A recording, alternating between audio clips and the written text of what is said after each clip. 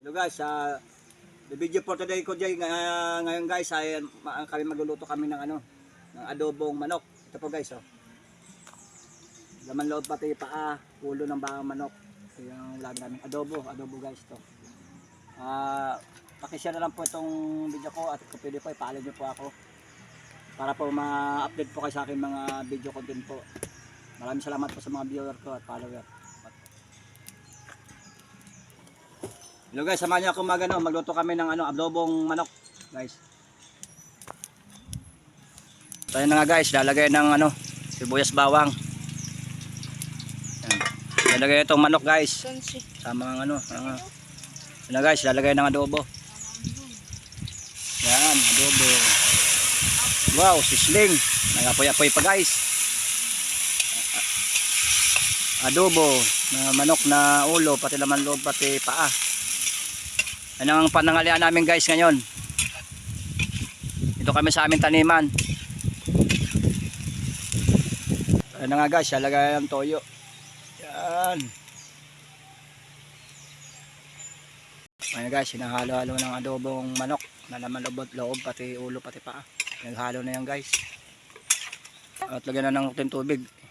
Yan. Busin mo na tubig yan. Lalagyan ng tubig na para medyo may po, maluto-luto siya. Ay, medyo nagano ng isang basong tubig nilagyan. Nilagyan mo ito dali, dalawa. Tanggalin mo sa tanggalin mo muna, tanggalin mo na ng bitchin. Takot.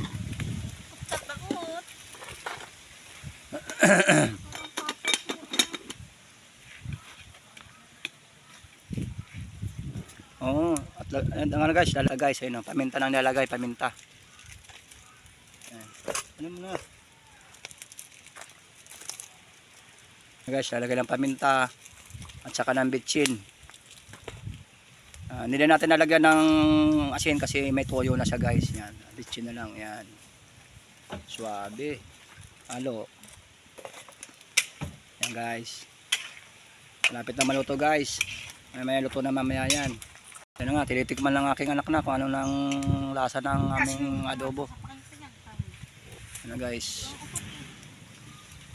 adobong pinaghalong sa ulo pati palang manok, pati laman loob. Adobong manok.